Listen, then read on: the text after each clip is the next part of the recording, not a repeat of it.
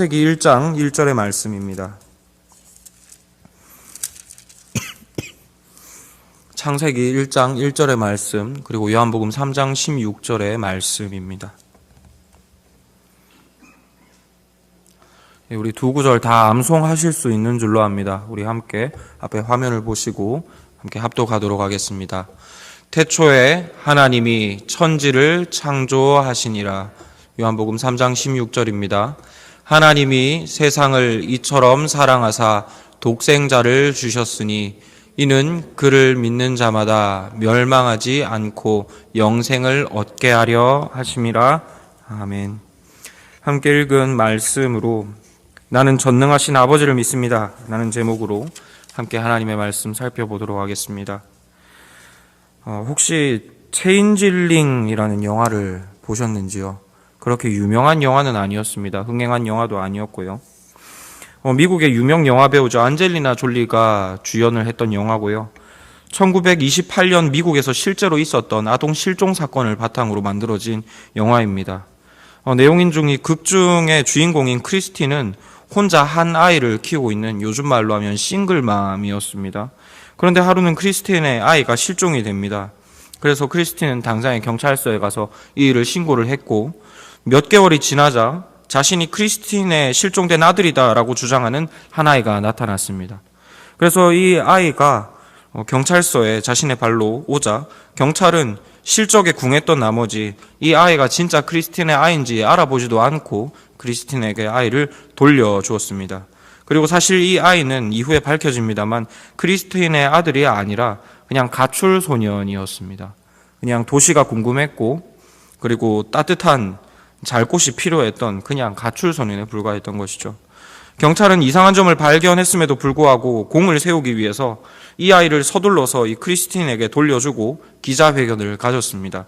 하지만 어머니가 자기 아이를 못 알아볼 수가 없죠. 몇 개월 못 봤다고 해서 못 알아볼 리가 있겠습니까? 그래서 크리스틴은 단박에 그 아이가 사랑하는 자기 아들이 아니다라고 밝힙니다. 그리고는 자기 아들은 이렇다 저렇다라고 하면서 여러 가지 이야기들을 하는데, 그곳에 모인 모든 사람들이 당신이 잘못 안 것이다 라고 이야기하고 아이까지 내가 당신의 아들이 맞다라고 주장을 하죠. 그 바람에 크리스틴은 얼떨결에 이 아이를 데리고 집으로 돌아옵니다. 하지만 아무리 시간이 지난다고 한들 이 아이가 자기 아이가 아니라는 사실은 변함이 없는 진리죠. 그래서 이 크리스틴은 자기 아이를 다시 찾아달라고, 이 아이는 자신의 아이가 아니라고 다시 경찰서에 가서 항의를 합니다.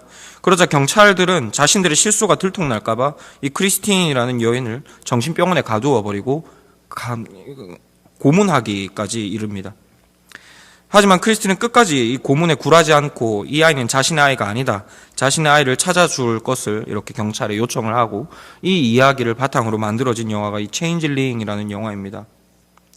아무리 사람들이 맞다, 비슷하다 하더라도, 혹은 자신을 정신병원에 가둔다 할지라도 자신의 아이가 아닌 것은 자신의 아이가 아닌 것입니다. 아무리 세상이 우겨 싼다 할지라도 자신의 아이가 아닌 아이가 내 아이가 될 수는 없는 것이죠.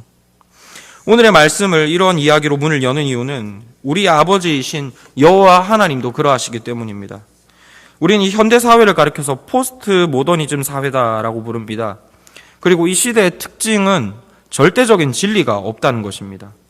다수의 이익에만 부합한다면 절대적인 진리는 필요가 없습니다.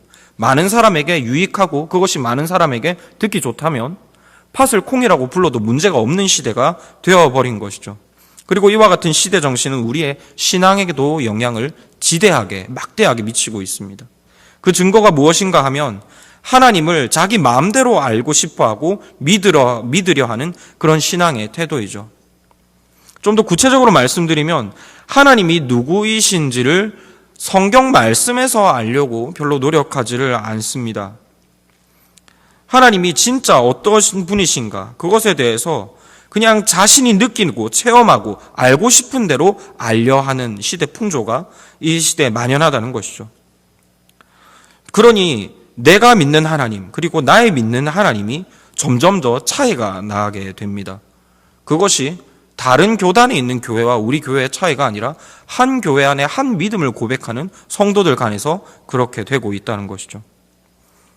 그렇지만 그럼에도 불구하고 누구의 믿음이 진짜인가에 대해서는 이것을 밝히려 하지 않습니다. 너는 그렇게 믿고 나는 이렇게 믿고 그러면 싸울 일이 없지 않느냐. 서로서로 편한 대로 믿고 편하게 신앙생활하자. 이것이 이 시대의 신앙생활의 모습입니다. 참 하나님이 어떤 분이신지에 대해서 하나님은 분명히 말씀을 통해서 알 것을 우리에게 명령하셨습니다. 십계명 2계명이 우리에게 이것을 잘 보여주죠. 나 외에 다른 신을 섬기지 말라라는 말씀 이후에 새긴 우상을 만들지 말라라고 말씀하셨습니다. 이것은 다른 신을 섬기지 말라라는 의미가 아니라는 것이죠. 하나님을 섬길 때 내 마음대로 네가 원하는 대로 하나님을 섬기지 말고 성경 말씀에 기록된 대로 하나님을 알라라는 계명입니다. 하지만 우리는 이 계명을 잊어버리고 내가 느끼는 대로, 내가 믿고 싶은 대로 하나님을 믿고 그런 신앙을 권장하는 시대에 살고 있습니다. 그러나 예화로 말씀드린 것처럼 내 아이는 누가 뭐라 해도 내 아이입니다. 남의 아이가 뭐라고 한다고 한들 내 아이가 될 수 없지 않습니까? 그와 마찬가지로 우리 하나님은 여호와 하나님 한 분이십니다. 누가 어떻게 체험을 하고 엉뚱한 잡신을 가지고 와서 이것이 내가 경험한 하나님이라고 말한다 할지라도 우리 하나님은 여호와 하나님 한 분밖에 없으십니다. 그리고 그분은 자신을 성경 말씀을 통해 소개하셨습니다. 그렇기 때문에 얼마 전에 영상 설교를 통해서도 말씀드린 것처럼 자기가 생각하는 하나님, 자신이 개인적으로 말씀과 상관없이 체험하는 하나님을 정하는 사람은 사실상 이리입니다. 내가 생각하는 하나님은 이런 분이야. 이 말은 그 사람이 하나님을 그렇게 체험했구나라는 말이 아니라 나에게서 참된 하나님을 빼앗아 가겠다는 으름장인 것이죠. 우리는 항상 예수님의 복음, 곧 성경 말씀에 기록된 하나님만을 말하고 알아야만 합니다. 그리고 그 하나님을 익숙하게 알아서 어떤 거짓말쟁이들, 어떤 이단들이 우리에게 와서 하나님은 이런 분이다라고 거짓말 하더라도 이것을 단박에 쳐낼 만한 믿음의 능력이 있어야 합니다. 하지만 지난 시간에 말씀드린 대로 하나님을 온전하게 안다는 것은 쉬운 일이 아니죠. 왜냐하면 하나님을 온전하게 안다는 것은 곧 성경 전체를 온전하게 안다는 것을 의미하기 때문입니다. 성경 66권이 보여주는 하나님을 한 번 읽는 것이 아니라 모두 아는 것이 하나님을 바르게 아는 것이라고 할 수가 있는 것이죠. 이것은 평생을 투자해도 어려운 일입니다. 그래서 초대교회는 이런 현실적인 문제를 극복하고 성도님들에게 더 효과적으로 복음을 전수하기 위해서 그리고 더 많은 이들에게 하나님의 백성으로 인침을 주기 위해서 신앙의 유산을 남겼습니다. 그것이 무엇이냐 하면 바로 사도신경입니다. 우리 개신교회 초석을 닦은 종교개혁가들이 사도신경에 대해서 이렇게 소개를 했습니다. 하이델베르크 요리문답 22문답을 제가 읽어드리겠습니다. 그러면 그리스도인은 무엇을 믿어야 합니까? 이에 대한 답이 이렇습니다. 복음에 약속된 모든 것을 믿어야 합니다. 이 복음은 보편적이고 의심할 여지 없이 우리의 기독교 신앙의 조항들인 사도신경이 요약하여 가르쳐줍니다. 즉 종교개혁가들이 교훈하기를 그리스도인은 복음에 약속된 모든 것을 믿어야 한다라고 가르쳤습니다. 쉽게 말해서 성경 전부를 다 알아야 된다라는 것이죠. 그런데 그 성경 전체의 핵심을 한꺼번에 요약해 둔 것이 있으니 그것이 바로 사도신경이다라고 가르쳐 줍니다. 그럴 수밖에 없는 이유가 이 초대교회에서 세례 교육을 목적으로 성경을 요약해서 만든 것이 이 사도신경이기 때문입니다. 혹자들은 요즘에 유명한 유튜버 목사님들이 계십니다. 저희 교단분도 아니고 장로교회 목사님도 아니십니다. 어디에서 목회를 하셨는지 모르겠는데 그분들이 나오셔서 사도신경을 천주교의 유산이다. 그것을 외우면은 지옥에 가게 된다라고 가르치시는 분들이 계십니다. 아주 박식하시고 많이 목회 경험을 하신 분이시기에 많은 분들이 이 이야기에 혹합니다. 하지만 방금 말씀드린 것처럼 이것은 종교개혁가들이 우리에게 권장해준 성경의 요약입니다. 아주 건전하고 온 세계 교회가 함께 인정하고 있는 그야말로 공공의 신앙 고백이요 복음의 요약인 것이죠. 그렇기 때문에 우리는 이 사도신경을 가지고 우리가 하나님을 알아가는 것은 아주 권장할 만한 일이라고 할 수 있겠습니다. 그리고 이런 이유로 우리는 이 사도신경을 예배할 때 가장 앞선 순서로 놓고 있습니다. 우리가 지금 하나님께 예배드릴 때 우리 모두 한 하나님께 예배드림을 서로가 확인하는 것이죠. 이 중에 혹시 우리가 믿는 여호와 하나님이 아닌 다른 잡신을 섬기는 자가 있으면 이 사도신경을 듣고 나가라는 것입니다. 우리는 여호와 하나님께 예배하는 자들이니 여호와 하나님을 예배하지 않는 자 계십니까? 그러면은 우리와 함께 사도신경을 하지 않는 분이시니 나가십시오라고 이야기하는 것입니다. 그래서 이 사도신경이 소개하는 하나님만 잘 알아도 웬만한 이단들은 다 물리칠 수 있습니다. 웬만해서는 사도신경만 알고 있으면 쉽게 걷어낼 수 있습니다. 신천지 사도신경만 알고 있으면 절대 발을 들일 수가 없습니다. 이런 이유로 앞으로 약 10차례에 걸쳐서 함께 사도신경이 요약하고 있는 우리 하나님께 대한 소개를 살펴보려고 합니다. 그런데 아마 설교를 들으시다 보면 그런 생각이 드실 분들이 아마 계실 겁니다. 어디서 많이 들어본 설교다라고 말입니다. 그건 제가 유명한 분의 설교를 표절했기 때문이 아니라 제가 2년 전쯤에 하이델베르크 요리문답을 통해서 사도신경을 설교한 적이 있기 때문입니다. 그리고 이번 설교 역시 그 전에 제가 참고했던 설교 자료들과 또한 설교 원고들을 많이 사용했다 보니 비슷한 예화들과 내용이 많이 등장하게 됩니다. 그래서 익숙한 내용이 나오면 복습하는구나. 이 기회에 완전하게 내가 사도신경을 마스터하고 넘어가면 되겠다라고 생각해 주시고 함께 우리 사도신경을 살펴보도록 하겠습니다. 그리고 그 첫 시간으로 오늘은 전능하신 아버지 하나님, 천지의 창조주를 믿는다라는 고백을 함께 살펴볼까 하는데요. 이 하나님께 대한 고백은 크게 두 부분으로 나뉘어집니다. 첫 번째는 아버지이신 하나님, 그리고 두 번째는 천지를 창조하신 하나님으로 나누어 볼 수 있습니다. 이 순서를 따라 먼저 아버지이신 하나님을 살펴본 뒤에 창조주 하나님의 순서로 살펴볼까 합니다.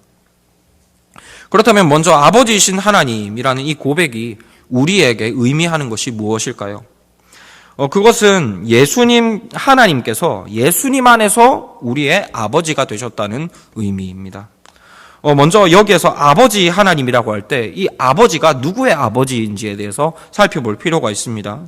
그리고 여기에서 이 아버지라는 것은 우리의 아버지라는 의미이면 좋겠지만 1차적으로는 우리의 아버지라는 의미는 아닙니다. 왜냐하면 이어지는 사도신경이 그의 외아들 우리 주 예수 그리스도를 말하고 있기 때문이죠. 그래서 여기에서 이 아버지는 예수님의 아버지이신 하나님을 의미하는 것입니다. 그러면은 내 아버지도 아니고 예수님의 아버지이신 그 하나님이 나와 무슨 상관이 있을까 의문을 갖게 되는데요. 우리는 이를 이해하기 위해서 예수님이 우리에게 누구이신가에 대해서 우리가 예수님께로부터 받은 구원이 무엇인가에 관해서 생각해 볼 필요가 있습니다. 이제 제가 너무 많이 말씀드려서 이제는 외우시리라고 생각됩니다. 구원은 천국 입장권이 아니라고 말씀드렸습니다. 구원은 우리가 하나님의 자녀가 되는 것입니다. 그리고 제가 어떻게 하다 보니 기도의 설교 본문으로도 에베소서를 설교하고 지금 새벽기도 묵상 본문까지 에베소서가 되었습니다. 그래서 에베소서를 본의 아니게 정말 풍성하게 살펴보고 있는데요. 에베소서가 우리에게 말하는 이 구원은 우리가 죽고 나서 천국에 들어가게 된다 이런 수준이 아니죠. 우리가 받은 구원은 우리가 예수님께 연합됨이라고 살펴보았습니다. 우리는 세례로 십자가에서 죽어버리고 예수님의 지체로서 부활하신 예수님의 몸이 되는 것, 이것이 우리가 받은 구원이라고 에베소서가 우리에게 설명해 주었죠. 그래서 이것을 조금 과격하게 표현하자면 구원은 우리가 곧 예수님이 되는 것입니다. 예수님의 머리이시고 우리는 그분의 몸에 연합되는 예수님의 하나가 되는 것이니까요. 만일 그렇기 때문에 예수님이 누구이신가는 우리에게 있어서 아주 중요한 문제입니다. 만일 예수님께서 하나님의 종이시라면 구원받은 우리는 하나님의 종이 될 것입니다. 만약에 예수님께서 하나님과 원수셨다면 구원받은 우리는 예수님의 몸에 연합하기 때문에 예수님과 함께 하나님의 원수가 되겠죠. 그런데 오늘의 사도신경은 우리에게 가르쳐 주기를 그 예수님은 하나님의 아드님이다라고 소개를 하고 있습니다. 그렇기 때문에 예수님 안에서 부활한 우리는, 예수님의 몸에 연합한 우리는 예수님과 똑같이 하나님의 자녀가 되는 것이죠. 우리가 하나님께 자녀가 되었다라고 하는 것은 어디 굴러다니던 그 고아를 불쌍히 여겨서 양자처럼 데려다 놓기는 했는데 쓸 데도 없고 그래서 종 비슷하게 양자 비슷하게 집에 들여놓았다는 의미가 아닙니다. 하나님께 완전하게 사랑받는 그 예수님과 같은 자녀로 우리가 입양되었다는 것을 의미하는 것이죠. 그리고 이와 같이 예수님 안에서 하나님이 우리 아버지 되심을 믿을 때 오늘의 두 번째 사도신경의 부분인 전능하사 천지를 지으신 하나님에 대한 고백은 우리에게 한없는 위로로 다가옵니다. 우리는 천지를 지으신 하나님이라는 고백을 들을 때 하나님의 이 위대하심에 대해서 떠올리기가 쉽죠. 말씀으로 온 천지 만물을 창조하셨으니 하나님이 얼마나 대단하신가 말입니다. 물론 옳습니다. 우리 하나님께서 지으신 천지 만물과 그 안에 나타나는 자연 현상들을 볼 때 우리는 그 하나님의 위대하심에 대해서 감탄할 수밖에 없죠. 그래서 시편 기자들도 만물이 하늘의 하나님을 찬양한다. 궁창이 그의 손으로 하신 일을 노래한다라고 표현했습니다. 그런데 만일 하나님께서 진짜 자신의 위대하심을 드러내시려 했다면 과연 이것을 천지 만물에다가 나타내셨을까요? 속된 말로 표현해서 하나님께서 힘자랑을 한번 해보시겠다라고 하셨다면 그것을 이 천지 만물에다가 나타내셨겠느냐는 것입니다. 제가 창조를 설명할 때마다 자주 드는 예입니다. 제가 한 3년 전부터 제가 사는 집을 정말 불편하게 짝이 없도록 꾸미기 시작했습니다.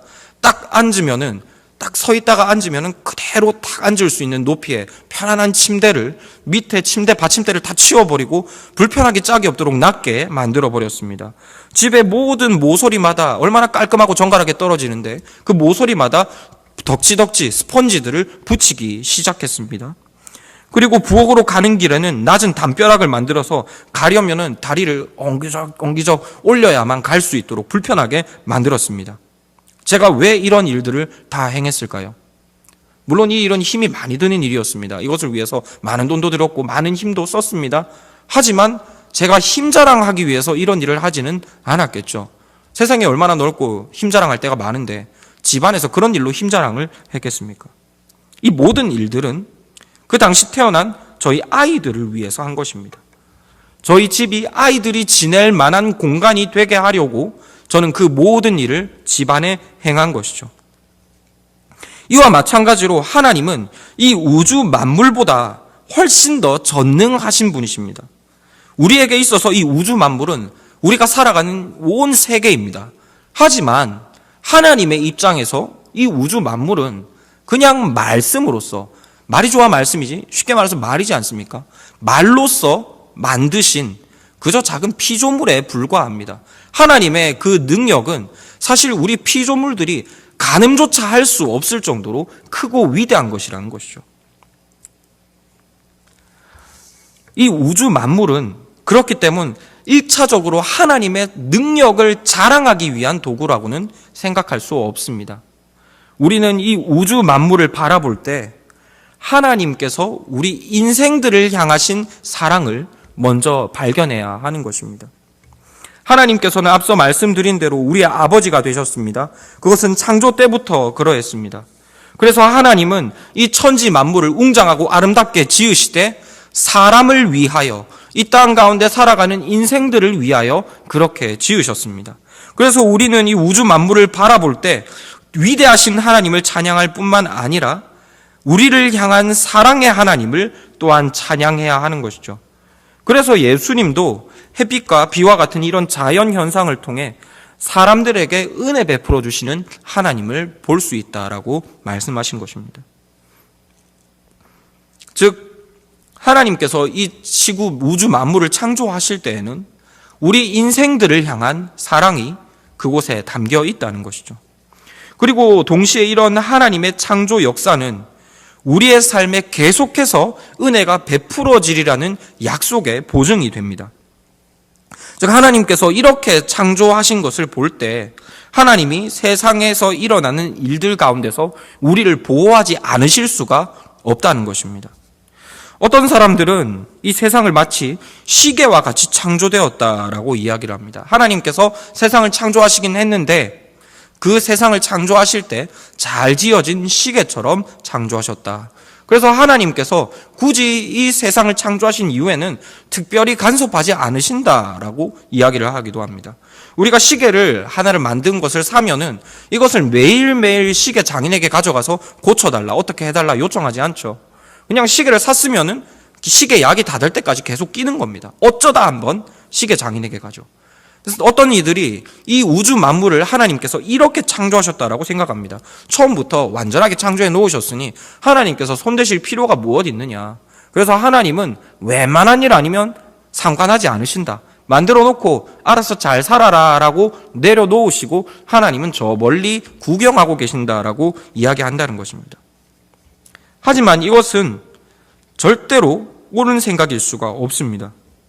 왜냐하면 앞서 살펴본 대로 하나님은 이 세상을 창조하실 때 사랑하는 사람이 거주할 공간으로 만드셨기 때문입니다. 예를 한 번 더 들어보겠습니다. 방금 말씀드린 대로 저희 집은 저희 아이들의 안전과 저희 아이들이 지내기에 가장 최적화되어 있습니다. 웬만큼 설쳐도 다치지 않도록 제가 이것들을 다 배치해 두었습니다. 그렇다면 아이들이 안전하게 지낼 수 있도록 제가 이 공간을 다 준비를 해 두었으니 아이들이 무슨 짓을 하든 제가 신경을 안 쓸까요? 오히려 반대죠. 제가 이 집을 아이들에게 합당하게 꾸며놓았다는 것은 제가 이 아이들을 지키겠다는 의지를 이것으로서 나타낸 것입니다. 제가 이 아이들을 위해서 이 공간을 꾸몄기 때문에 저는 더욱더 열심을 다해서 이 아이들의 안전을 지키겠죠. 이와 마찬가지로 하나님께서는 이 세상 만물을 우리 자녀들이 살아갈 집으로 지으셨습니다. 관심을 기울이지 않으실 수가 없는 것이죠. 그래서 하나님은 이 세상 만물을 계속해서 간섭하시고 다스리시며 그 안에서 일어나는 모든 일들을 주장하십니다. 이런 하나님의 창조 목적, 그리고 그 창조 목적을 따라 역사하시는 그 모든 일들을 신학적 용어로 섭리라고 부릅니다. 많이 들어보셨을 줄로 압니다. 그리고 우리가 잘 아는 것처럼 이 섭리하심은 지금 우리의 삶에도 여전하게 적용되고 있죠. 왜냐하면 하나님께서는 천지 만물을 그러기 위해서 지으셨기 때문입니다.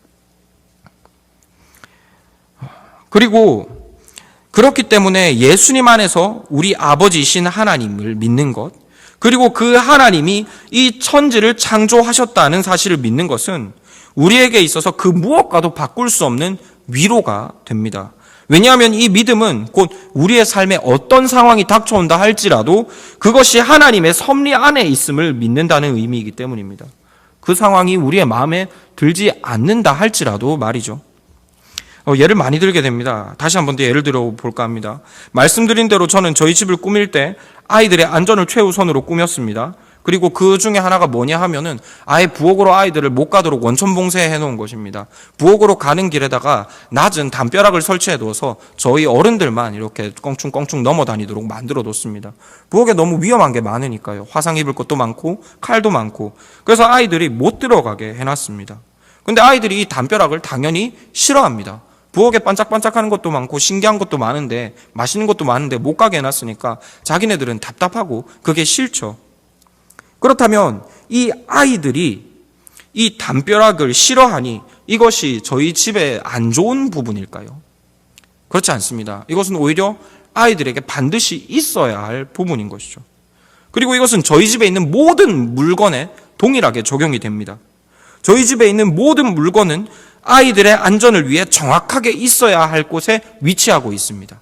왜냐하면 저희 집 안에 있는 모든 물건은 제가 다 사서 제가 그곳에 두었기 때문입니다.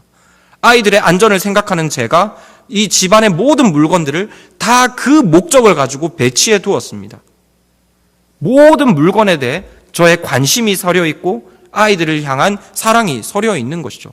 그렇기 때문에 저희 집에 무슨 물건이 어디에 있다는 것은 그 물건을 향한 아이의 배려가 담겨 있다는 의미입니다. 그렇기 때문에 그 물건이 거기 있다는 것은 그 물건이 아이를 위해 반드시 필요하다는 의미인 것이죠. 아이에게 위험했다, 아이에게 필요 없다, 그럼 저는 과감하게 그것을 치우거나 버렸을 것입니다.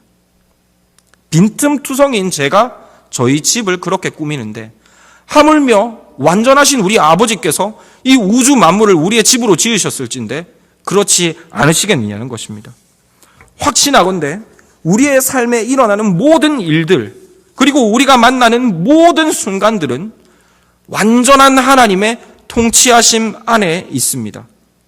우리 삶 속에 어떤 일이 일어났다면 그 일은 반드시 우리에게 일어나야만 하는 일입니다. 어쩌다가 우리에게 주어진 것이 아니라 하나님께서 그것을 우리에게 주신 것을 의미합니다. 우리에게 무엇이 있어야 된다라고 생각되는데 그것이 없다면 그것은 우리에게 필요가 없기 때문 하나님께서 능동적으로 주시지 않았다는 의미입니다. 우리가 그것을 원하든 원하지 않든 전혀 상관없이 말이죠. 그래서 하나님께서 우리의 창조주, 이 세상의 창조주가 되심을 믿는 자, 그는 자신의 형통을 자신이 처한 자연 환경, 자신이 처한 그 주변 환경에서 찾지 않습니다. 지금도 여전히 함께하고 계시는 여호와 하나님에게서 발견합니다. 그래서 시편 기자는 이렇게 노래하죠. 시편 121편 말씀입니다. 좀 길지만 제가 다 읽어드리도록 하겠습니다. 방금 우리가 부른 찬양 가사의 내용입니다. 내가 산을 향하여 눈을 들리라. 나의 도움이 어디서 올까? 나의 도움은 천지를 지으신 여호와에게서로다. 창조주라는 것이죠. 여호와께서 너를 실족하지 아니하게 하시며 너를 지키시는 이가 졸지 아니하시리로다. 이스라엘을 지키시는 이는 졸지도 아니하시고 주무시지도 아니하시리로다. 여호와는 너를 지키시는 이시라. 여호와께서 내 오른편에서 내 그늘이 되시나니 낮의 해가 너를 상하게 하지 못하며 밤의 달도 너를 해치지 아니하리로다.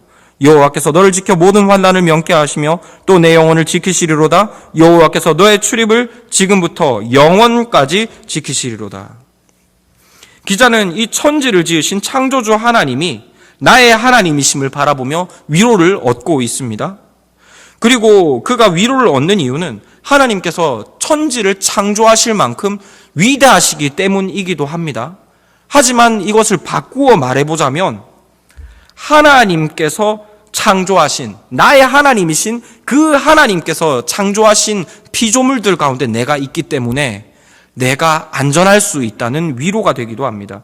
그래서 그는 낮의 해와 밤의 달이 자신을 상하게 하지 못한다라고 고백하는 것이죠. 그것들이 위험하고 무서운 것인 건 맞지만 어찌되었든 나를 사랑하시는 아버지 하나님께서 만드신 것이 아닌가. 내가 살아가는 이 모든 공간, 내가 살아가는 그 모든 시간들은 나를 사랑하시는 하나님께서 창조하신 것들이 아닌가. 그러니 어찌 그것들이 나에게 우연히 찾아올 수 있으며 나를 해하러 올 수 있겠는가라고 위로를 얻는 것이죠. 그래서 창조주이신 우리 아버지 하나님을 믿는 자는 어떤 상황이 오더라도 그것에 대해서 문제를 삼지 않습니다. 하나님께 여쭈어 볼 수는 있겠죠. 기도할 수는 있을 것입니다. 하지만 이것으로 인하여 원망하거나 시험에 들지 않는 것입니다. 이것이 바로 예수님의 아버지이시면서 천지를 지으신 우리 창조주 하나님을 믿는 믿음의 유익입니다. 그러므로 성도 여러분, 사도신경이 우리에게 보여주고 있는 이 참 하나님을 믿으심으로 거짓 하나님을 우리에게 데려다 주려는 그 이리들로부터 승리하시기 바랍니다. 예수님의 아버지가 아니시면, 아니면 그 하나님께서 천지를 짓지 않으셨다면 우리는 그 하나님을 믿을 필요가 없습니다. 왜냐하면 그런 하나님은 우리의 믿음의 대상 자체가 되실 수 없기 때문입니다. 그런 하나님은 내 아버지가 아니시기 때문에 나를 사랑하실 리가 없습니다. 그리고 그 하나님은 천지를 창조하시지도 않으셨기 때문에 나를 이 땅 가운데서 온전히 지켜주실 능력도 없습니다. 그런 하나님을 믿을 바에는 속된 말로 그 시간에 가서 돈 벌어서 적금이나 더 들고 보험이나 더 드는 것이 나을 수도 있습니다. 하지만 오늘의 사도신경 고백은 우리에게 이렇게 교훈하고 있습니다. 우리의 성부 하나님은 예수님 안에서 우리의 아버지가 되셨고 우리가 살아가는 이 세상을 완전하게 우리를 위하여 창조하셨다라고 말입니다. 그래서 우리에게는 폭풍 중에도 평안이 있습니다. 그리고 그 하나님을 우리 하나님으로 모신 그분의 백성들은 복이 있는 행복한 사람들인 것입니다. 말씀을 맺고자 합니다. 우리가 믿는 하나님은 예수님 안에서 우리의 아버지가 되신 분이십니다. 그리고 우리가 믿는 하나님은 천지 만물을 우리를 향한 완전한 사랑으로서 창조하신 분이십니다. 그리고 그 사랑으로 섭리라고 말씀드렸습니다. 그 섭리로 지금도 이 천지 만물을 물샘 틈 없이 완전하게 보존하고 섭리하시고 다스리고 계십니다. 그렇기 때문 그분의 자녀인 우리의 삶에는 부족함이 있어도 부족함이 있는 것이 아닙니다. 문제가 있다 할지라도 그것은 문제가 되지 않습니다. 눈물 골짜기를 걷는다 할지라도 아버지 창조주 하나님을 믿는 우리에게는 오직 위로와 감사만이 넘칠 뿐입니다. 그러므로 이 하나님을 깊이 묵상하시고 이 하나님을 신비에 부지런히 새기심으로써 이 하나님을 자랑하고 이 하나님이 주시는 위로를 풍성히 누리는 저와 여러분들 되기를 소망합니다.